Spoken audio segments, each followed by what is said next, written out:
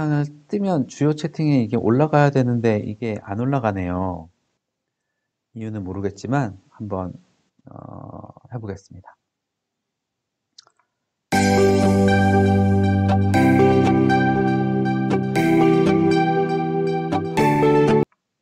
정신없다.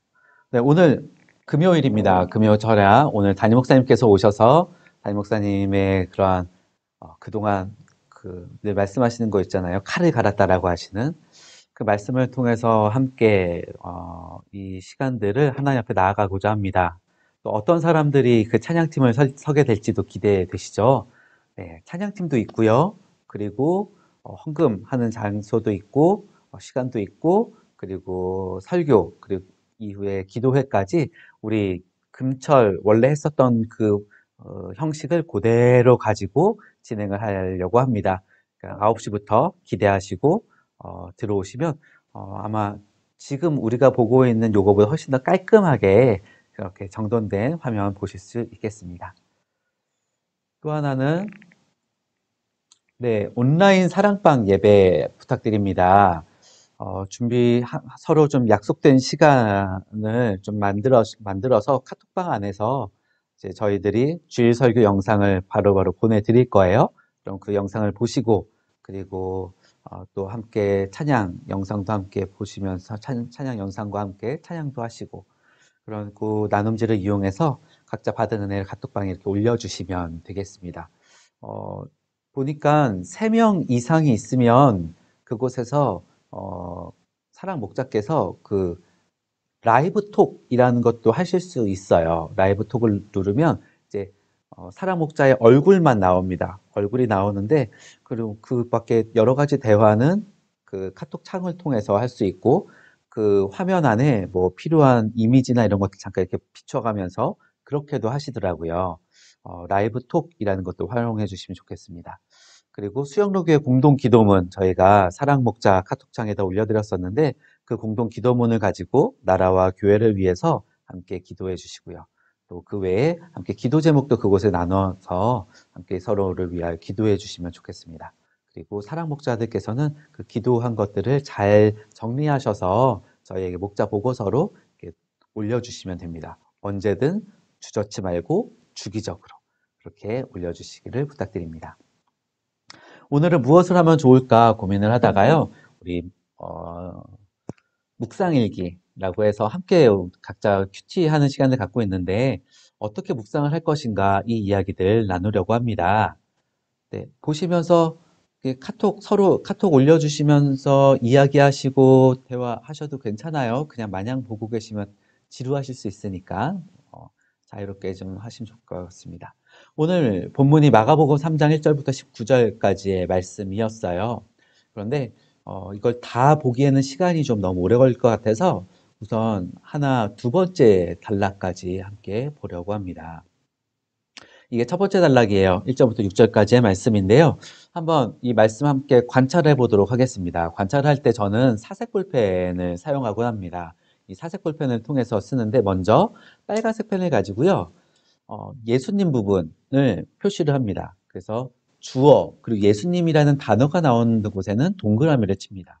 그리고 예수님의 어떤 거하시는 장소에는 세모 표시를 하고요. 그리고 행동에는 네모 표시를 합니다. 이런 식으로 계속 해나가는 거예요. 예수님이 회당에 들어가셨어요. 그리고 예수님 보니까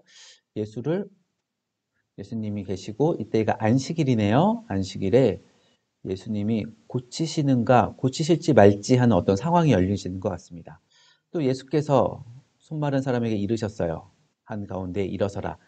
방금 이 표시는 그 예수님 누군가의 이야기, 말씀을 할 때 이렇게 물결 표시를 하게 되는데 그것을 넣고 있습니다. 한가운데 일어서라 말씀하셨습니다. 그리고 또 이르시되 안식일에 이런 말씀들을 하고 계셔요. 선을 행하는 것과 악을 행하는 것, 생명을 구하는 것과 죽이는 것, 어느 것이 옳으냐라고 하셨어요. 그리고 나서 탄식하십니다. 왜 탄식하셨는지는 앞에 나오고요. 그리고 노하십니다. 탄식하시는 것뿐만 아니라 노하기까지 하시네요. 그리고 그들을 둘러보시고 그리고 그 사람에게 이르시되 내 손을 내밀라 말씀하십니다. 그랬더니 손이 회복하게 되고요. 그리고 예수님을 죽이려고 하는 시도들도 있습니다. 이게 예수님에 관한 본문이었어요. 그리고 두 번째, 이젠 사람들이 있습니다. 이 사람들은 어떤 사람들이냐면 예수님 회당에 있는 사람들인데 고발하려는 사람들입니다. 이 사람들은 고발하려고 하고요. 그런데 이 날 역시도 안식일입니다. 똑같은 안식일인데 예수님과 다른 모습을 보이고 있네요. 고발하려 합니다. 그러면서 주시합니다. 예수님이 이 사람을 고치는가? 그래서 고치면은 고발하려는 거겠죠. 그리고 그런 그들에게 예수님께서 말씀하셨었던 것들 기억할 수 있고요. 그런데 예수님의 그 질문에 그들이 잠잠합니다. 그리고 그들의 마음이 완악함이라고 예수님께서는 말씀하십니다. 그리고 그들을 둘러보시면서 그들이 보고 있음에도 불구하고 우리가 아까 봤었던 것처럼 내 손을 내밀라라고 이야기하셨고요. 그리고 그들의 정체가 이제 드러나는데 그 정체는 바리새인입니다. 바리새인이고요. 이 사람들이 나가서 곧 즉시 그 바로 그리고 헤롯 당을 만나게 됩니다. 이 별표는 그 시간을 표시하는 자리예요. 헤롯 당은 사실 바리새인들과 전혀 다른 어떻게 보면 서로를 무시하고 적대시하는 관계였음에도 불구하고 이들이 바리새인들이 헤롯 당에게 찾아갑니다. 그러면서 어떻게 하여 예수를 죽일까 의논합니다. 적과 적이었었던 사람들이 예수님을 죽이자라고 하는 그것에서는 함께 마음을 모으는 것을 보게 됩니다. 이게 두 번째 사람들이었었고요. 그리고 예수께서 만난 세 번째 부류의 사람이 있습니다. 한쪽 손 마른 사람이에요. 한쪽 손 마른 사람이 거기 있습니다. 거기가 어디일까요? 아까 봤었던 회당이겠죠. 거기에 있습니다. 그리고 그 사람 역시도 안식일입니다.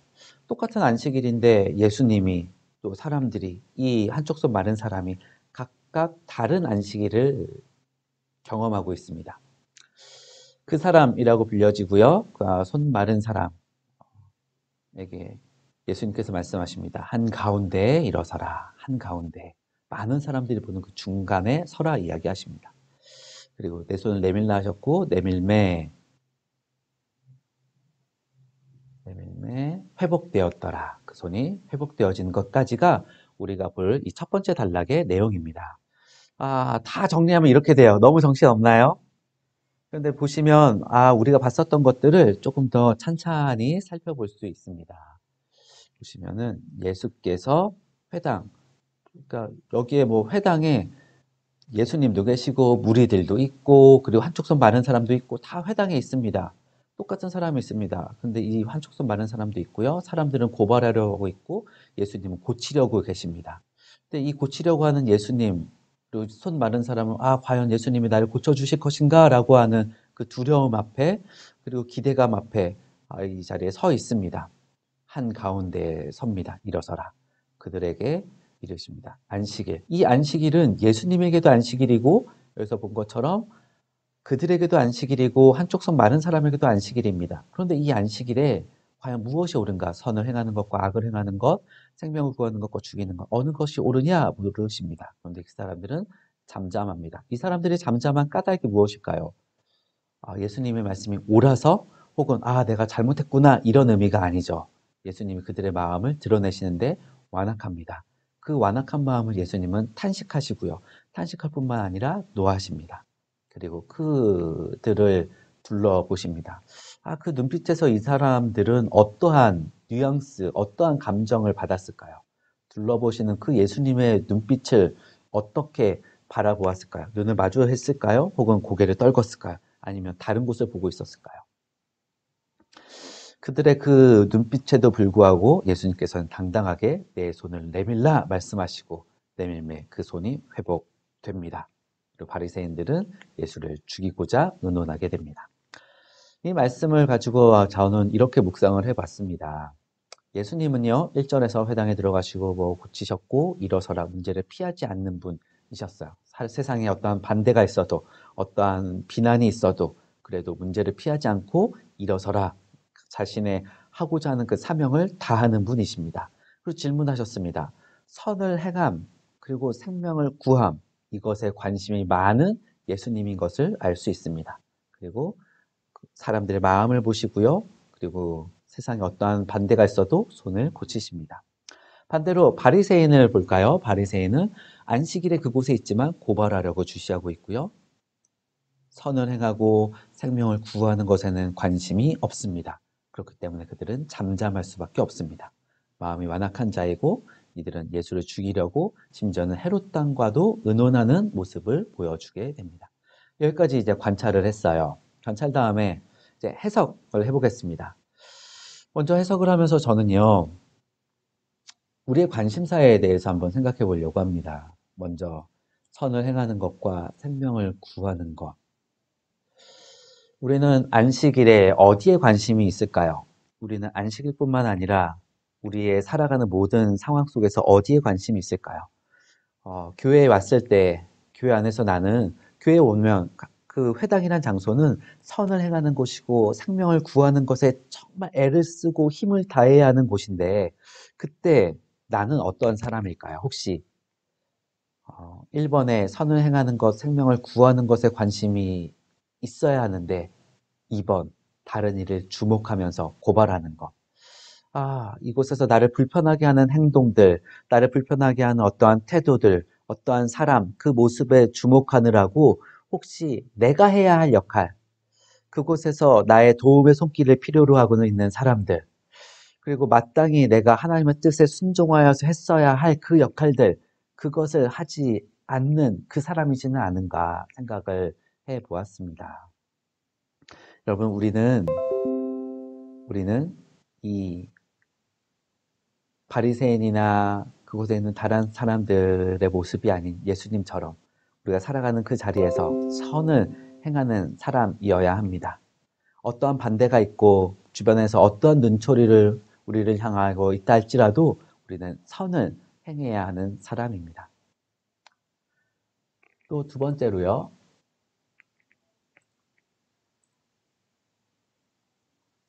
적용에 나아가서 그렇다면 이제 회개할 것들도 있겠죠. 돌이켜보니 내 안에 꼬투리를 잡고 약점을 들춰내고 은근히 깎아내리는 태도가 있었습니다. 주님, 나의 눈을, 나의 생각을, 나의 마음의 완악함을 주님 제하시고 주님 나를 온전한 길로 이끌어 주십시오. 선을 행하는 자리에 생명을 구하는 일에 나의 마음을 다하게 해 주십시오. 이렇게 회개하는 기도를 하게 될 것입니다.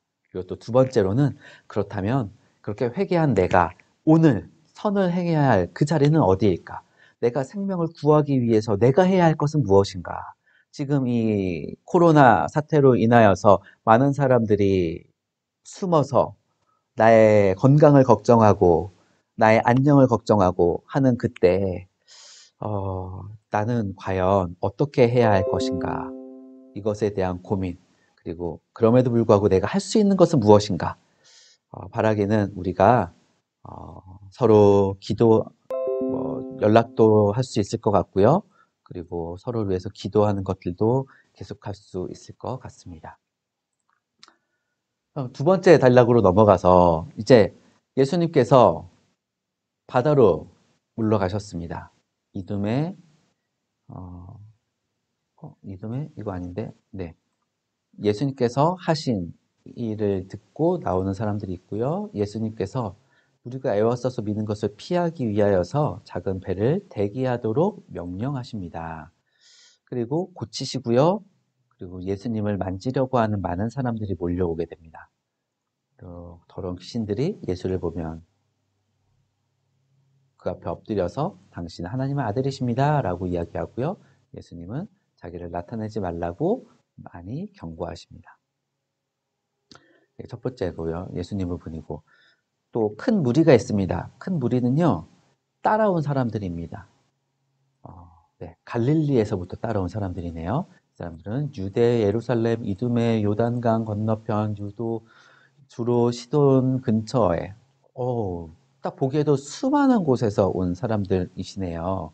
그렇죠? 이런 분들이 와 있습니다.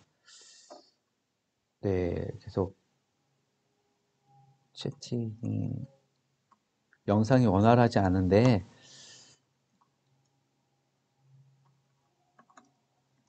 양해를 부탁드립니다. 네. 여기서 많은 무리가 왔습니다. 많은 지역에서 많은 무리가 왔습니다. 이 사람들이 예수님이 하신 일들을 듣고 나왔습니다. 여기서 좀 다르네요. 듣는 것에서 멈추는 사람들이 있고요. 듣고 나아온 사람들도 있네요. 듣고, 아, 예수님 그런 분이구나 라고 멀리 앉아있는 사람도 있고, 나 그 예수님 만나고 싶습니다. 그 예수님을 더 알고 싶습니다.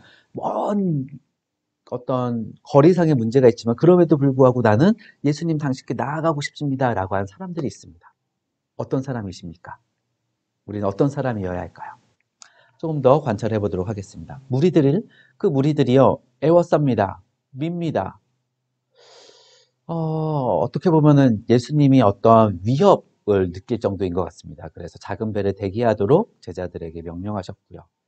그리고 그 많은 사람들을 고치셨으므로 병으로 고생하는 자들이 예수님을 만지고자 몰려와 있습니다.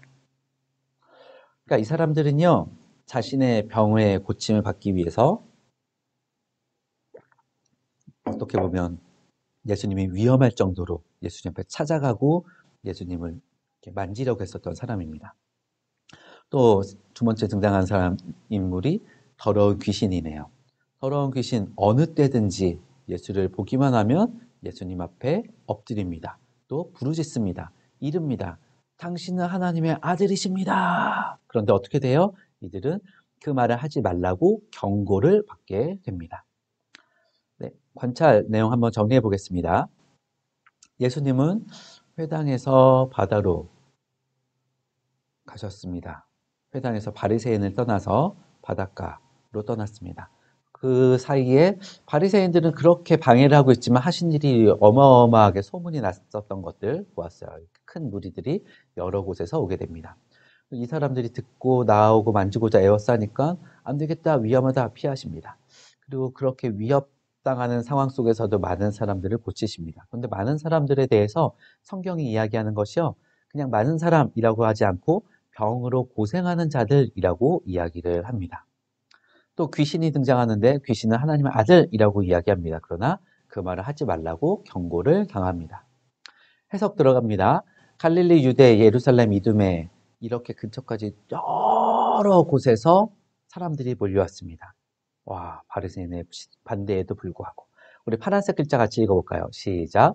예수께서 시작하신 하나님의 나라는 어떤 반대에도 아랑곳하지 않고 확장됩니다.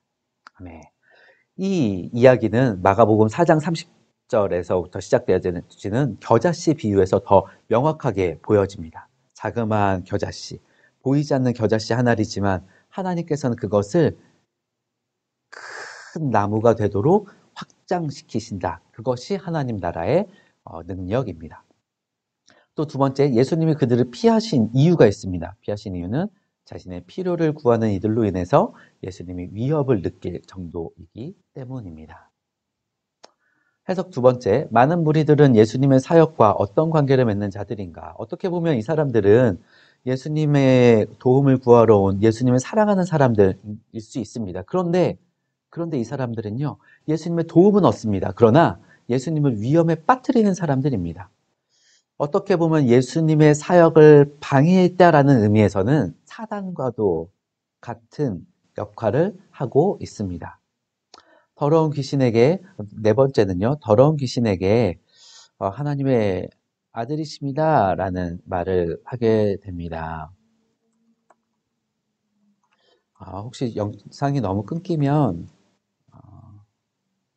나중에 정리된 영상을 다시 확인해 주시기 부탁드립니다. 잘 안 되면 각자 네, 어떻게 하죠? 너무 안 되는데 무리하지 마셔요. 네.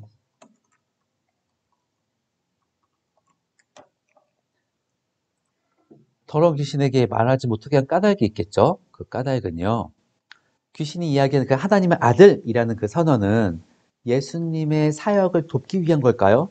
아닙니다. 방해하기 위함입니다. 이 예수님의 많은 사람들 앞에서 당신은 하나님의 아들입니다. 당신은 하나님의 아들입니다. 이러한 귀신의 이야기를 들으면 바리새인 또 대제사장 서기관들이 가만 있지 않을 거잖아요. 그렇기 때문에 이 일부러 이러한 분란을 조장하기 위한 목적입니다. 그러한 자신의 목적을 이루기 위한 가면이었던 것을 알 수 있습니다. 여기까지 해석을 했어요. 그렇다면 적용. 먼저 첫 번째. 어떤 상황에도 막힘없이 확장되는 하나님의 나라입니다. 그런데 그 하나님의 나라에 있어서 나는 어떤 사람인가? 물론 우리가 그 하나님의 나라를 막는 사람은 아닐 수 있습니다. 막지는 않지만 어쩌면 그 하나님의 나라를 듣고 있으면서 나아오진 않는 사람. 듣기는 듣지만 하나님이 그 일들을 하시는구나. 예수께서 이 땅을 그렇게 다스리고 계시는군요. 듣기는 듣지만 그러나 예수 앞에 나와서 예수님, 내가 하나님 나라에 살기를 원합니다. 예수님, 나도 하나님 나라를 확장하는 그 일에 더 쓰임 받기를 원합니다. 그렇게 예수에 동참하는 사람. 바라기는 우리 21교구의 모든 성도들이 이 자리까지 나아가게 되기를 축복합니다. 이 자리에 나와야만 경험하게 되는 예수의 능력이 있습니다. 예수와 누리는 그 친밀함이 있습니다. 이 자리에서만 누릴 수 있는 예수와의 그 하나됨의 그 기쁨이 있습니다. 그 친밀함. 그것으로 살아가는 우리 모두 되기를 축복합니다. 또 두 번째로, 나를 힘들게 하는 사람들을 대할 때 나는 그들 마음에 고생스러움까지 헤아려 주는가. 아까 그 사람들, 앞에서는 계속해서 많은 사람들, 무리 이렇게 표현이 되어져 왔습니다. 그런데요, 이 사람들이 이곳에 왔을 때 자기의 목적을 이루기 위해서 예수님을 위협했었던 사람들이었었잖아요. 그렇게 어떻게 보면 우리가 살아가면서 나를 힘들게 하는 사람들을 만날 때가 있습니다. 끊임없이 나에게 기도 제목만 내놓는 사람일 수도 있고요. 혹은 계속 나에게 기대기만 하고 인정받기만 원하고 또 뭐 여러 가지 모습으로 나에게 부담을 주는 사람들. 물질적으로 사랑 목자니까 당신이 섬기셔야죠. 이렇게 물질적으로 부담을 주는 사람일 수도 있고요. 사랑 목자의 흐트러진 모습 하나도 참아내지 못하고 어떻게 당신이 그럴 수 있습니까? 비난하는 사람들일 수도 있습니다.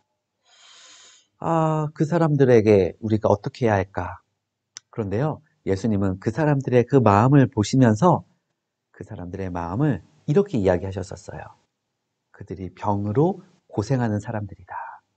여러분, 우리 곁에 있는 사람들, 고생하는 사람들입니다. 우리 곁에 있는 사람들, 마음의 상처로, 혹은 믿음의 부족함으로, 혹은 삶의 너무나 너무나 무거운 무게로. 근데 이 무게를 신앙으로 이겨내지 못하기 때문에, 이것을 신앙으로 이겨낼 힘이 없기 때문에 우리를 만났을 때 그 뾰족한 모습 그대로 우리에게 오는 거죠. 뾰족한 모습으로 우리를 향해서 말을 하고, 뾰족한 마음으로 우리를 바라보고, 뾰족한 그 마음으로 우리 곁에 있을 때 그곳에서 느껴지는 그 뾰족함들이, 그 가시들이 우리에게 느껴질 때가 있습니다. 그때 어쩌면 우리는 너무 불편합니다. 나는 저 사람하고는 같이 있고 싶지 않습니다. 도망가고 싶을 수 있습니다.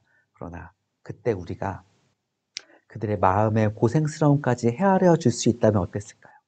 그들의 마음의 고생스러움을 보면서 안타까워하면서 내가 조금 더 기다려 줄 수 있는 그러한 영적인 성숙의 자리까지 갈 수 있다면, 그렇다면 그 사람에겐 하나님께서 정말 그 한 사람을 통해서 천을 이루는 그 놀라운 역사들을 이루어내실 거라고 믿습니다.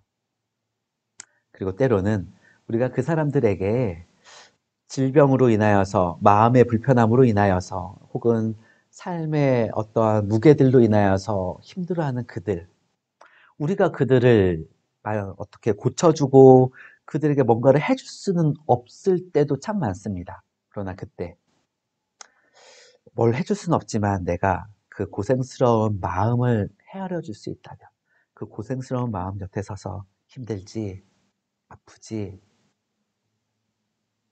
내가 널 위해서, 당신을 위해서 뭔가 해줄 수는 없지만 내가 이 가슴 아픈 이 마음으로 당신을 위해서 기도하겠습니다.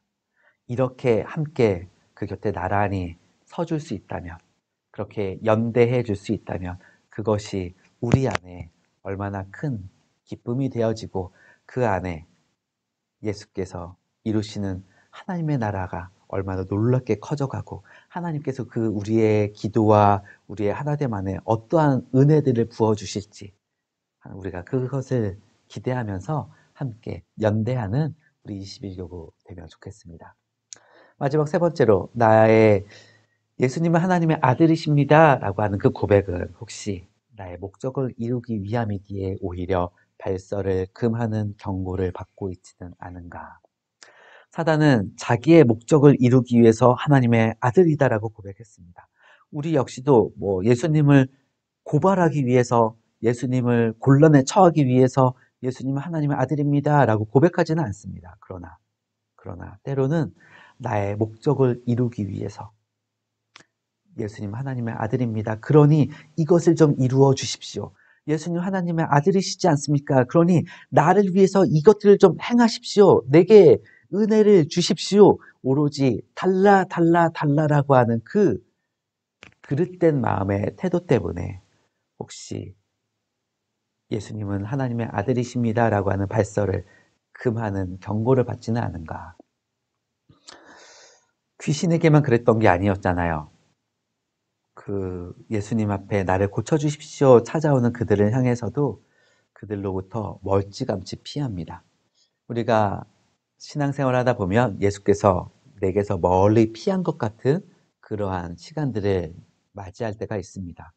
기도하는데 듣지 않으십니다. 예배하는데 그 예배 속에서 뭔가 주님과의 소통이 없습니다. 어쩌면 우리의 지금이 그럴 수 있을지도 모르겠습니다. 한국교회가 너무나 나의 목적을 이루기 위한 신앙 고백으로 예수님은 하나님의 아들이십니다. 이것을 고하고 있었기에 하나님께서 이러한 시간들을 통하여서 예배의 문을 닫으시면서 우리의 진심이 담긴 고백, 예수님, 당신은 하나님의 아들이십니다. 예수님은 나의 주인이십니다. 나는 당신의 종입니다. 주님, 내가 당신을 위해서 무엇이든지 하는 당신의 충성스러운 종이길 원합니다. 그렇게 온전한 신앙 고백이 있게 되기를 바라는 마음에 우리에게 지금 이때를 허락하시는 것은 아닌가 하는 생각을 하게 됩니다. 네, 긴 시간 함께 해주셔서 감사합니다. 우리 다음 주에 더 좋은 모습으로 뵙겠습니다.